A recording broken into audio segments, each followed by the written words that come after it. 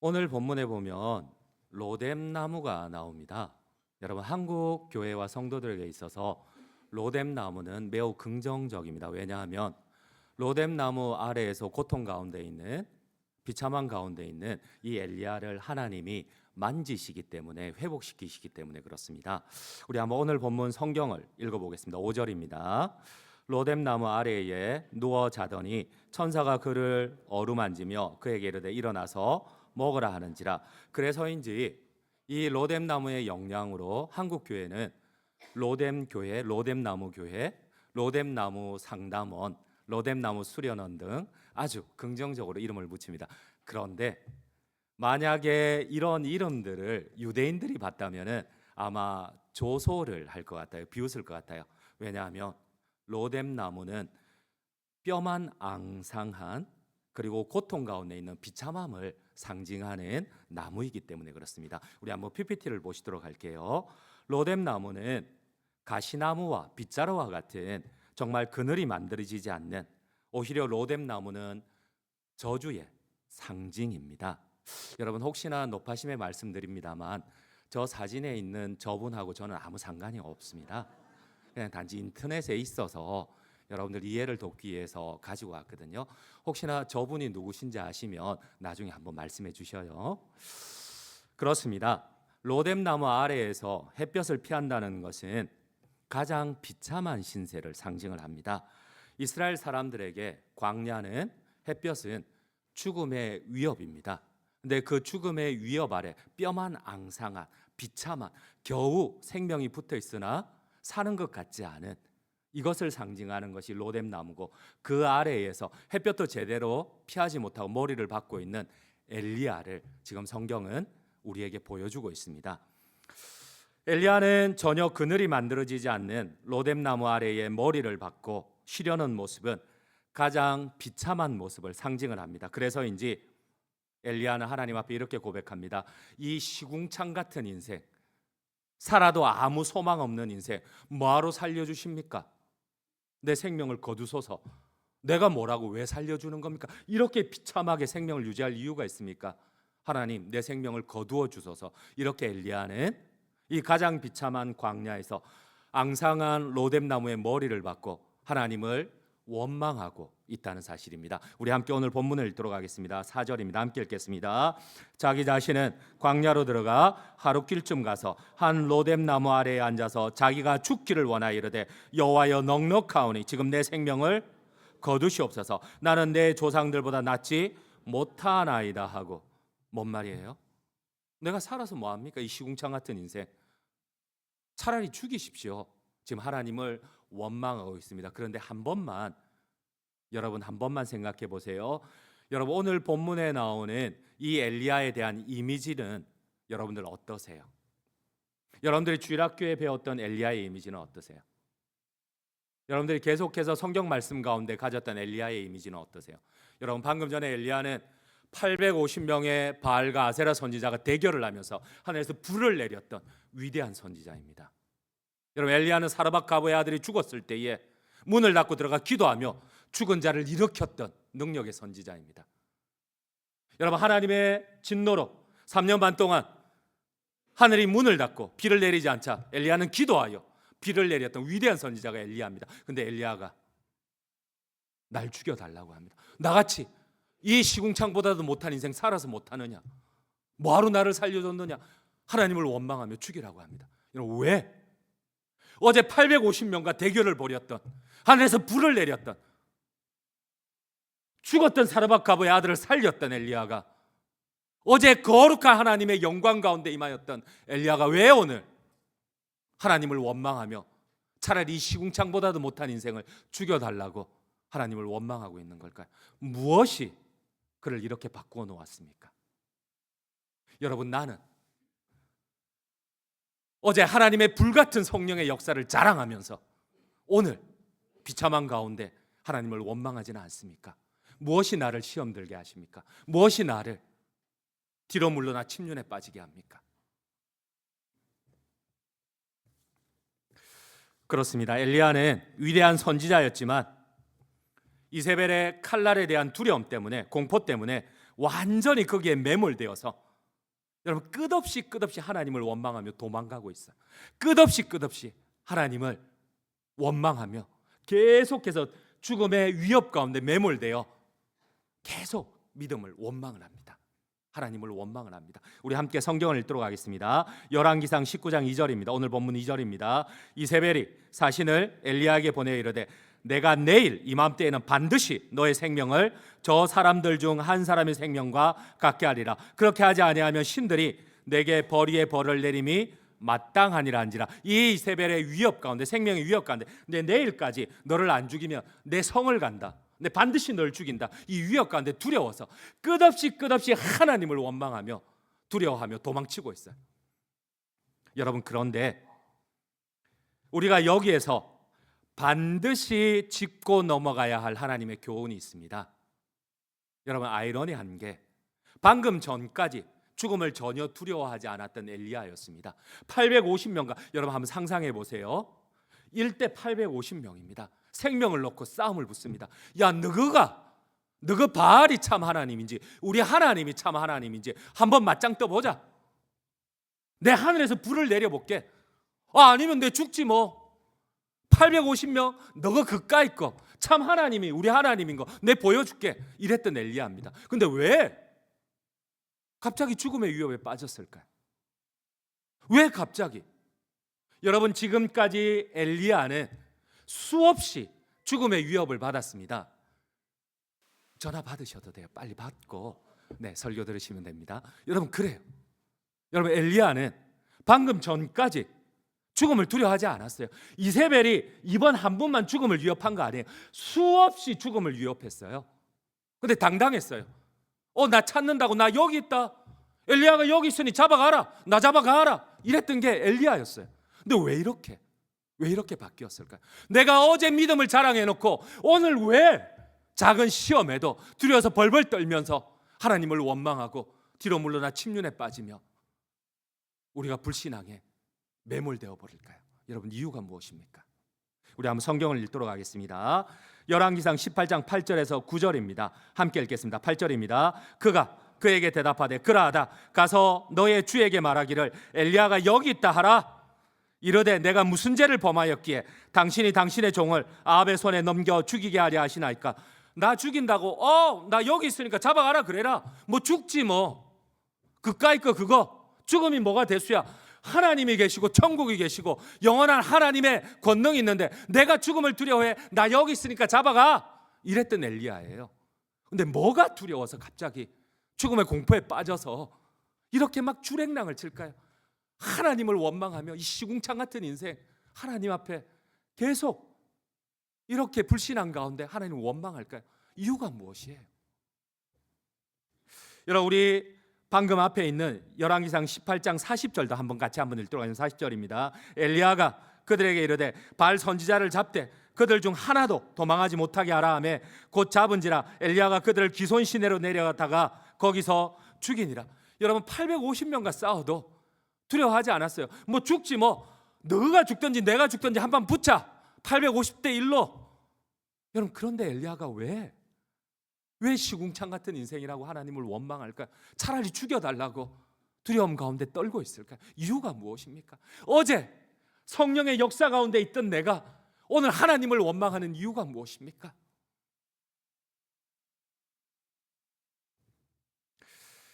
여러분, 그렇습니다. 여러분, 엘리야는 죽음의 공포에 휩싸였을 때 이전에는 하나님을 보았어요. 죽음의 공포 가운데서도 죽음의 위협 가운데서도 눈을 들어 하나님을 보았어요. 그런데 어느 순간 하나님을 보지 않고 있어요. 여러분, 문제는 죽음의 위협이 아닙니다. 우리가 당면한 대입의 문제가 아니고, 우리가 당면한 결혼의 문제가 아니고, 취업의 문제가 아니고, 사업장의 실패의 문제가 아니고, 자녀의 문제가 아니고, 여러분, 우리의 문제는 그 문제 가운데 하나님을 보지 못한다는 사실입니다. 아멘이십니까? 혹시 내가 놓치고 있는 하나님의 교훈이 무엇입니까? 어느 순간 내가 잃어버린 것이 무엇입니까? 어제는 죽음의 위협 가운데서도 당당하게 내가 사탄과 맞섰었는데 오늘은 이 사탄의 위협 가운데 혹시 내가 하나님을 잃어버린 것은 아닙니까? 여러분, 어제는 죽음 가운데 엘리야는 당당하게 사탄과 맞서 싸웠습니다. 그러나 이제는 사탄의 위협 가운데 하나님을 보지 않습니다. 여러분, 나의 문제가 무엇입니까?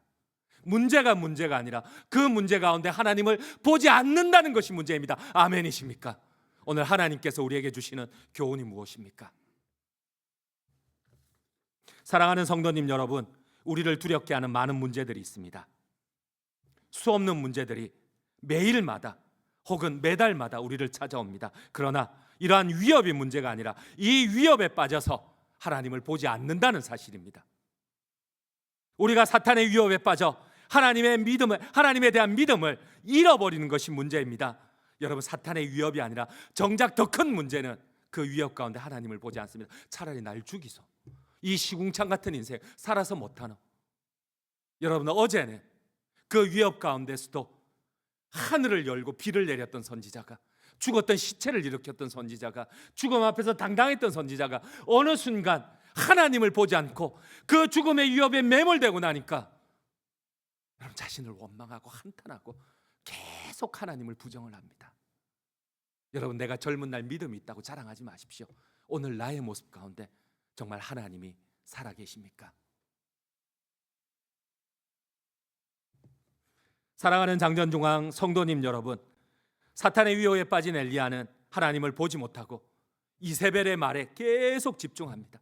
그 말에 빠져들어서 마치 하나님보다 이세벨의 말이 더 하나님의 말씀인 양 받아들이고 있어요. 여러분, 엘리야는 사탄의 위협에 빠져 도망을 칩니다. 뒤도 돌아보지 않고 도망을 칩니다. 어제는 엘리야가 어땠습니까? 나 잡아봐라, 나 여기 있다, 엘리야가 여기 있다 하라. 이세벨이 날 죽이겠다고, 죽지 뭐. 내가 이 엘리야가 여기 있다 하라. 뭐가 문제냐? 이랬던 엘리야가 오늘은 죽음의 위협에 빠지고 하나님을 보지 않으니까 막 뒤도 안 돌아보고 주랭랑을 칩니다. 성경은 이렇게 얘기를 합니다. 우리 한번 성경 말씀을 함께 읽도록 하겠습니다. 오늘 본문 3절입니다. 함께 읽겠습니다. 그가 이 형편을 보고 일어나 자기의 생명을 위해 도망하여 유다에 속한 브엘세바에 이르러 자기의 사환을 그곳에 머물게 하고, 여러분, 하나님께서 얼마나 기가 찬지 이것을 이렇게 표현을 했어요. 여러분, 북이스라엘에서 도망해서 남유다의 국경을 넘어 남유다의 최남단인 브엘세바까지 160km를 달린 게 브엘세바예요. 얼마나 무서웠던지, 얼마나 주랭랑을 쳤던지. 여러분, 북이스라엘에서 자기 나라의 국경을 넘어가지고 남유다의 제일 북쪽에서 제일 남쪽 끝까지 도망을 쳐요. 그것이 브엘세바예요. 우리 한번 PPT 두 번째를 보시도록 할게요. 여러분, 오늘 본문 3절에 보니까 이렇게 나와 있어요. 유다에 속한 브엘세바까지. 여러분, 이 엘리야는 북이스라엘 사람입니다. 왕 때 사람입니다. 그런데 이 북이스라엘에서 도망을 쳐서 국경을 넘고 여러분, 저 남유다에 저 160km까지 도망을 간 거예요. 브엘세바까지 도망을 간 거예요. 근데 성경은 여기서 멈추지 않아요. 얼마나 두려웠던지. 여러분, 남유다 끝까지 가서 이제 더 이상 사람이 살지 않는 광야로 들어갔는데 40일을 더 달려요. 그래서 그 밑에 보면 350km를 더 달려요. 40일 동안. 이게 우리의 모습이에요. 이게 우리의 모습. 어제 믿음을 자랑했지만 오늘 조금만 두려우면 160km를 달려도 두려워서 사람이 살지 않는 광야를 40일 동안 더 달려요. 이제는 더 달릴 수 없는 바다까지 가니까 그곳에서 멈추는 거예요. 아마 더 달릴 것 같으면 엘리야는 어쩌면 지구 끝까지도 달려갔는지 몰라. 이제 바다가 있으니까 더 달리지를 못하는 거예요. 그때 하나님이 찾아오세요. 여러분, 우리 한번 성경을 한번 읽도록 하겠습니다. 우리 19장 8절입니다. 함께 읽겠습니다. 이에 일어나 먹고 마시고 그 음식물의 힘을 의지하여 40주 40야를 가서 하나님의 산 호렙에 이르니라. 우리 PPT 두 번째 다시 한번 볼게요. 봐봐요. 이 40주 40야를 달려서 40일 동안 사람이 살지 않는 광야를 달려서 하나님의 산 맨 마지막 지중해 마지막 끝인 호렙까지 달려간 거예요. 여러분, 우리의 모습이 이렇습니다. 어제 믿음을 자랑하지만, 어제 성령을 자랑하지만 오늘 작은 두려움에도 하나님을 보지 못하고 그 사탄의 위협에 빠져서 어쩌면 내가 믿음 없는 사람처럼 하나님을 원망하는 게 어쩌면 우리의 모습입니다. 사랑하는 성도님 여러분, 엘리야만 그렇습니까? 여러분, 우리가 믿음의 성군이라는 다윗은요, 여러분, 다윗은 사울과 모든 이스라엘 백성들이 골리앗 앞에 벌벌 떨면서 40일을 골리앗이 하나님을 욕합니다. 이스라엘 백성들을 욕하는데 그 누구도 앞에 맞짱 뜨는 사람이 없습니다. 그런데 14살, 15살이 다윗이 앞에 나가서 이렇게 얘기를 합니다. 너는 칼과 창과 단창으로 나오지만 나는 만군의 여호와의 이름으로, 네가 모욕하는 하나님의 군대의 이름으로 나가느라. 그러면서 바로 이 골리앗을 죽여버립니다. 그런데 웃기죠? 이 다윗도 여러분, 하나님을 보지 않을 때는, 죽음의 위협 가운데 있을 때는 친구 요나단이 와서 이럽니다. 다윗, 너는 믿음의 사람이고 하나님이 지켜주는 사람이지 않느냐? 이 위협 가운데 하나님을 바라보자. 근데 이렇게 얘기를 합니다. 에이, 내가 하나님의 이름을 걸고 맹세하노니 나와 죽음은 한 걸음이라. 하나님이 와도 나를 사울의 손에서 못 건져. 여러분, 우리의 모습이에요. 어제 내가 믿음을 자랑하지만 오늘 작은 위협에도 벌벌 떨면서 하나님을 부인하고 원망하는 게 우리의 모습입니다. 어제 사람을 살리고 어제 850명과 대결했던 엘리야였지만 여러분, 과거의 믿음을 자랑하지 마세요. 오늘 내가 하나님 앞에 훈련받지 않고, 오늘 내가 기도하지 않고, 오늘 내가 위협 가운데 하나님의 말씀을 묵상하지 않으면, 여러분, 위대한 선지자 엘리야도 이랬는데 나는요. 여러분, 다윗의 고백을 한번 볼까요? 우리 다윗 사무엘상 17장 45절입니다. 함께 읽겠습니다. 다윗이 블레셋 사람에게 이르되 너는 칼과 창과 단창으로 내게 나아오거니와 나는 만군의 여호와의 이름 곧 너가 모욕하는 이스라엘 군대의 하나님의 이름으로 내게 나아가니라. 여러분, 이렇게 믿음의 용사였던 다윗이 오늘 뭐라고 고백을 합니까? 우리 죽음의 위협 앞에 사무엘상 20장 3절을 함께 읽도록 하겠습니다. 20장 3절입니다. 다윗이 또 맹세하이르되 내가 내게 은혜 받은 줄을 내 아버지께서 밝히 알고 스스로 이르기를 요나단이 슬퍼할까 두려운적 그에게 이것을 알리지 아니하리라 함이니라. 그러나 진실로 여호와의 살아계심과 내 생명을 두고 맹세하노니 나와 죽음의 사이는 한 걸음뿐이니라. 아무리 요나단이 힘내라 믿음으로, 하나님을 향한 믿음으로 일어나자 이래도 다윗이 뭐라? 내가 하나님의 살아계심을 두고 맹세하노니 나는 이제 죽었어. 하나님이 와도 나를 못 살려. 사울의 손에서 나를 못 살린단 말이야. 여러분, 이게 다윗의 고백이에요. 여러분, 어제 골리앗을 이겼지만 오늘 하나님을 원망하고 작은 믿음도 지키지 못하는 게 여러분, 우리의 모습이에요. 여러분, 우리의 문제가 무엇입니까? 고난이 문제가 아니라 그 고난 가운데 하나님을 보지 못한다는 것이 문제입니다.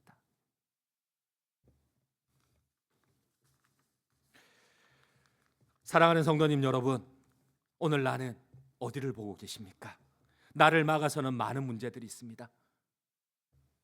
어느덧 이 문제가 해결이 되면 끝이 날 것 같은데 또 하나님께서 또 나에게 문제를 해결해 주십니다. 문제를 또 허락해 주십니다. 대학만 입학하면 끝인 줄 알았는데 여러분, 그러고 나니까 군대에 문제가 있고, 군대만 갔다 오면 끝인 줄 알았는데 취업에 문제가 있고, 여러분, 또 취업을 했으면 또 결혼의 문제가, 또 결혼만 했으면 이제 다 됐다 생각했는데 자녀의 문제가 끝없이 여러분, 그때마다 여러분, 나는 어디를 보고 계십니까? 그 문제에 매몰되어 계속 하나님을 놓치고 있는 것은 아닙니까? 여러분, 오늘 문제 가운데 믿음을 빼앗겨버린, 믿음을 잃어버린 이 엘리야에게 하나님이 찾아오십니다. 그리고 말씀하십니다. 너 나와서 내 앞에 서봐. 너를 두렵게 하는 이세벨에게 시선을 맞추지 말고 너 나와서 동굴에서 이제 나와. 너 왜 여기까지 도망왔어? 언제까지 도망갈 거야? 나와서 나의 영광을 봐. 하나님 앞에 서봐. 하나님 오늘 엘리야를 찾아와서 나오라고 하십니다. 하나님 앞에 당당하게 서라고 하십니다. 우리 함께 성경을 읽도록 하겠습니다. 오늘 본문 11절 12절입니다. 여호와께서 이르시되 너는 나가서 요 앞에서 산에 서라 하시더니 요 앞에서 지나가시는데 요 앞에 크고 강한 바람이 산을 가르고 바위를 부수나 바람 가운데 여호와께서 계시지 아니하며 바람 후에 지진이 있으나 지진 가운데서도 여호와께서 계시지 아니하며 또 지진 후에 불이 있으나 불 가운데도 여호와께서 계시지 아니하더니 불 후에 세미한 소리가 있는지라. 하나님이 계속 도망가는, 끝없이 도망가는, 바다 끝까지 도망가는 하나님을 부인하고 원망하는 엘리야를 향해서 하나님 찾아오십니다. 너 나와. 너의 시선이 어디를 보고 있는 거야? 왜 나를 보지 않는 거야? 하나님 앞에 당당하게 서서 하나님을 바라보라는 겁니다.